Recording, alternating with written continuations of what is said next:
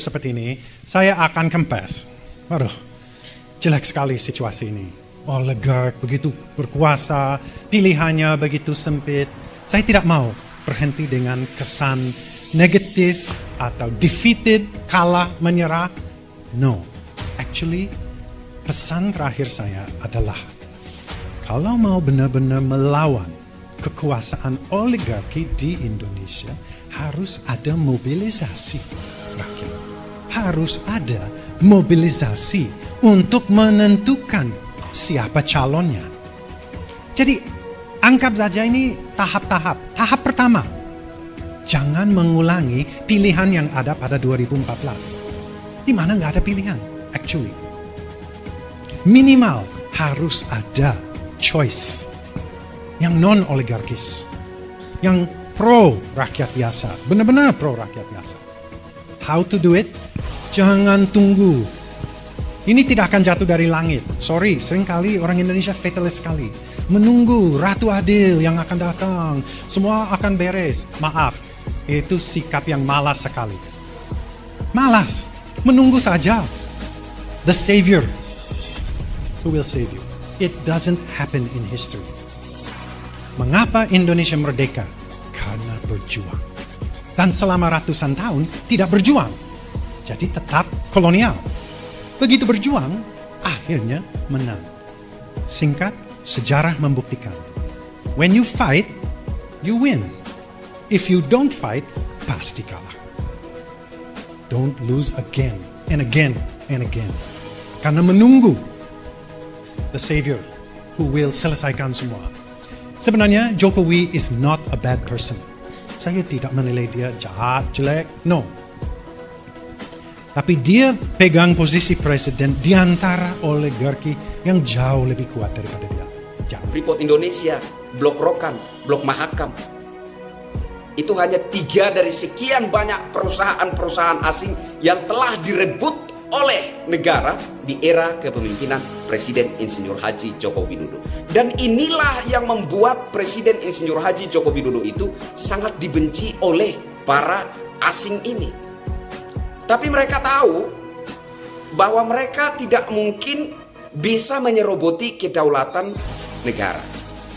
Sehingga dengan kelicikannya, mereka melakukan pencucian otak terhadap para mahasiswa. Tolong ini disadari. Agar supaya kalian mengerti bahwa segala yang dilakukan oleh pemerintah di era Presiden Insinyur Haji Joko Widodo adalah demi agar masa depan kalian itu lebih mudah, lebih baik, lebih cerah, lebih kuat, dan lebih disegani oleh pihak asing. Hanya itu permintaan sederhana dari saya. Sadarlah bahwa segala upaya yang dilakukan oleh pemerintah di era Presiden Insinyur Haji Joko Widodo adalah demi masa depan bangsa ini, dan masa depan bangsa ini adalah milik kalian. Catat itu baik-baik.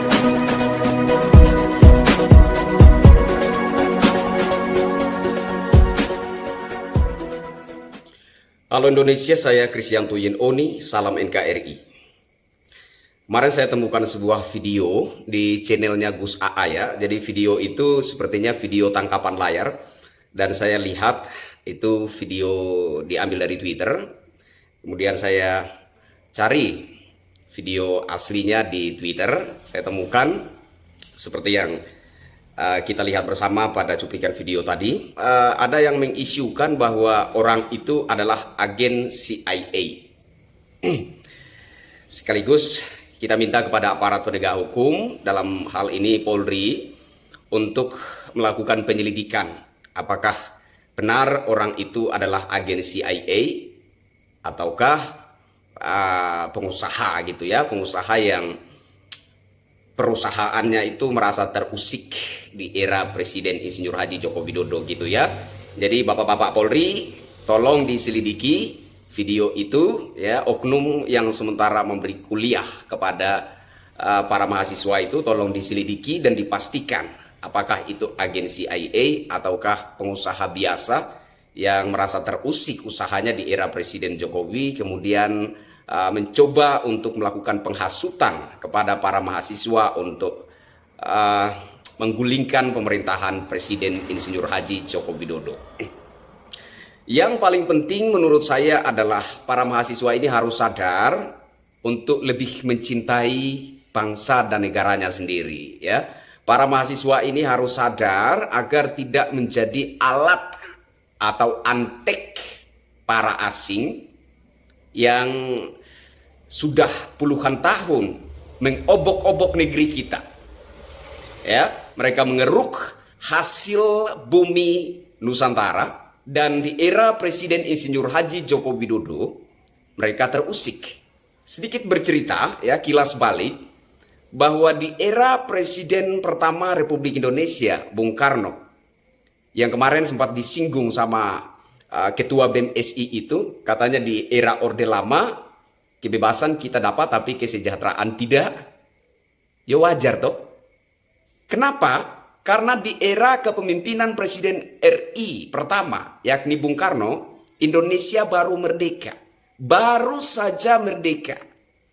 Dan ketika itu yang menjadi fokus utama pemerintah adalah membangun dan memperkokoh kedaulatan negara Republik Indonesia. Itu yang menjadi fokus utama pemerintahan Presiden Republik Indonesia pertama, yakni Bung Karno. Wajar saja kala itu belum terasa adanya kesejahteraan karena Indonesia kala itu baru saja merdeka, fix, ya. Nah, ketika era pemerintahan Presiden Republik Indonesia pertama yakni Bung Karno, para pengusaha asing ini berusaha untuk menanamkan modal di negara kita, ya. Mereka berniat untuk membangun perusahaan-perusahaan di negara kita. Tapi oleh pemerintahan Presiden Republik Indonesia pertama, yakni Bung Karno, tidak diterima. Mereka ditolak. Kenapa ditolak? Karena Bung Karno punya pertimbangan yang luar biasa bijaksana. Beliau berpikir, jangan-jangan para pengusaha asing ini diberi keluasan untuk mendirikan perusahaan mereka di alam Nusantara ini, lantas kemudian nantinya mereka menguasai segala sumber daya alam milik orang Nusantara. Yang kemudian malah membuat rakyat bangsa ini menjadi miskin dan tidak berdaya. Saya kira itu merupakan suatu pertimbangan yang bijaksana, yang menjadi alasan kenapa Bung Karno menolak para pengusaha asing itu untuk menanamkan modal di negara kita dan mendirikan perusahaan mereka. Dan kemudian ada tawaran pinjaman dari IMF. Beliau juga menolak. Dengan pertimbangan bahwa jangan sampai generasi penerus bangsa nanti akan terjebak dalam suatu sistem pinjam-meminjam yang malah membuat rakyat bangsa ini kebingungan dan tidak mampu menemukan solusinya. Sehingga beliau juga menolak tawaran pinjaman dari IMF. Apa yang terjadi? Oleh intervensi asing. Seperti yang sering kita dengar, bahwa ada intervensi dari CIA dalam isu propaganda PKI. Jadi isu PKI ini dimanfaatkan, dibesar-besarkan, lalu terjadilah suatu skenario gerakan 30 September PKI. Kenapa dikatakan ini adalah isu propaganda? Kenapa peristiwa gerakan 30 September PKI itu dikatakan skenario? Saya kasih satu bukti saja.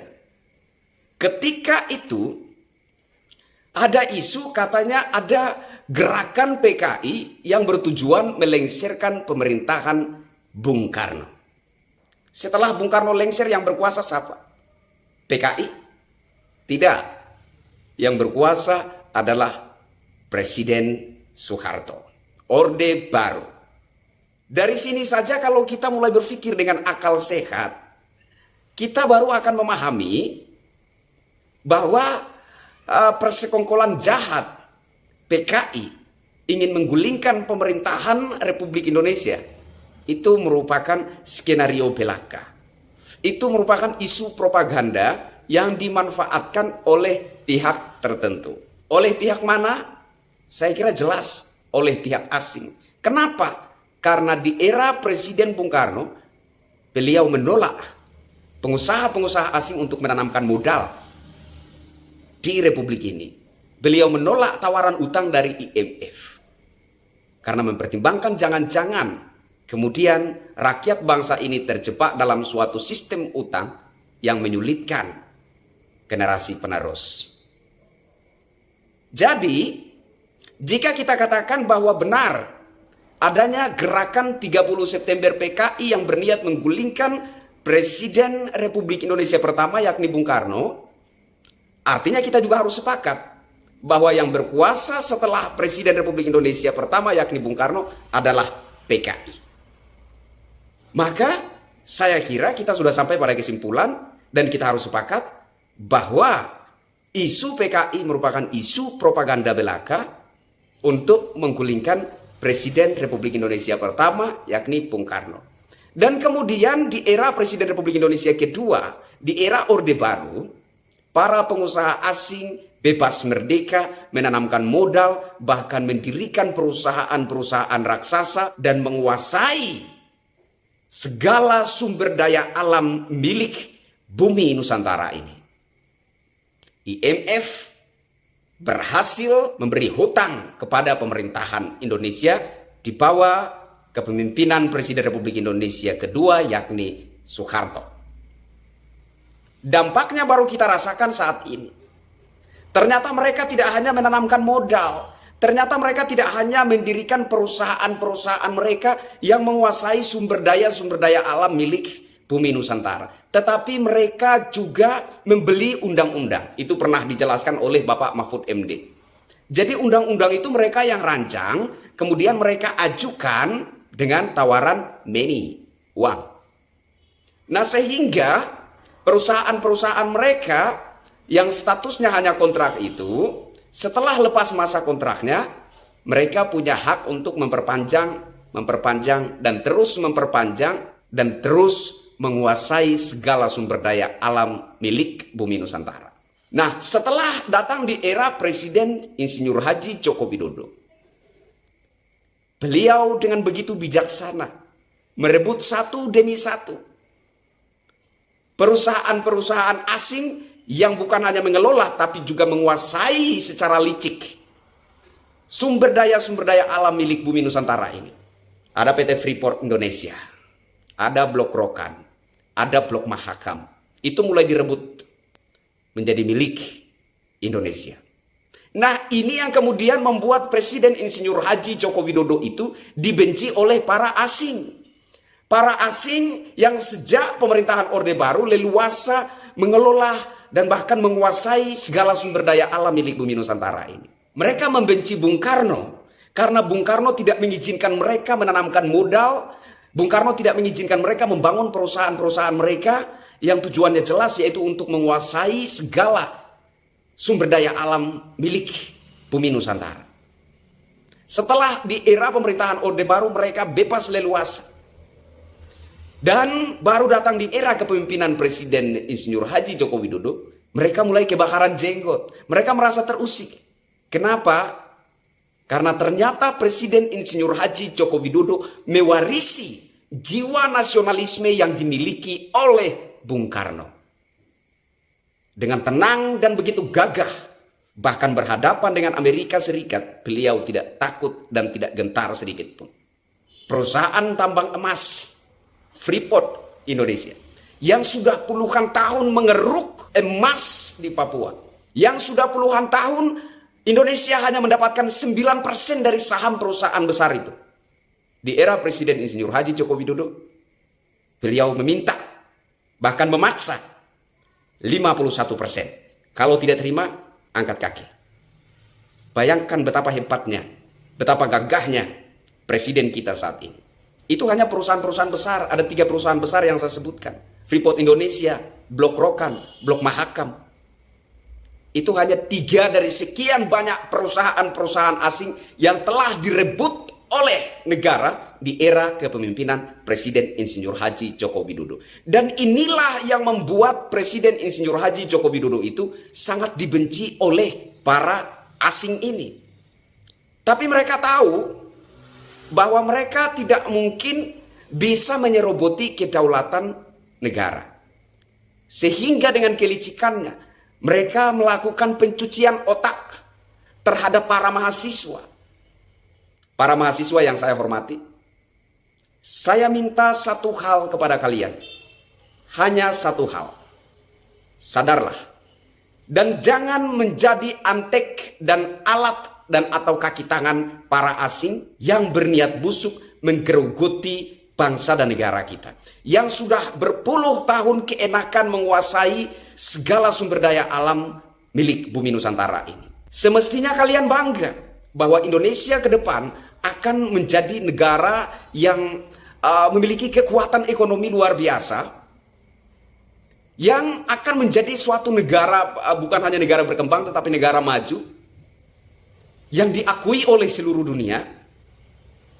Dan itu akan terjadi di masa-masa kalian. Kalian adalah generasi muda bangsa, yang nantinya kalian itulah yang akan menjadi para kepala daerah. Kalian yang akan menjadi para anggota Dewan Perwakilan Rakyat. Kalian yang nantinya akan menjadi para anggota Majelis Permusyawaratan Rakyat. Kalian yang akan menjadi menteri-menteri dan bahkan tidak menutup kemungkinan kalian adalah cikal bakal Presiden Republik Indonesia selanjutnya. Tolong ini disadari. Agar supaya kalian mengerti bahwa segala yang dilakukan oleh pemerintah di era Presiden Insinyur Haji Joko Widodo adalah demi agar masa depan kalian itu lebih mudah, lebih baik, lebih cerah, lebih kuat, dan lebih disegani oleh pihak asing. Hanya itu permintaan sederhana dari saya. Sadarlah bahwa segala upaya yang dilakukan oleh pemerintah di era Presiden Insinyur Haji Joko Widodo adalah demi masa depan bangsa ini, dan masa depan bangsa ini adalah milik kalian. Catat itu baik-baik. Saya Kristianto Yen Oni, salam NKRI.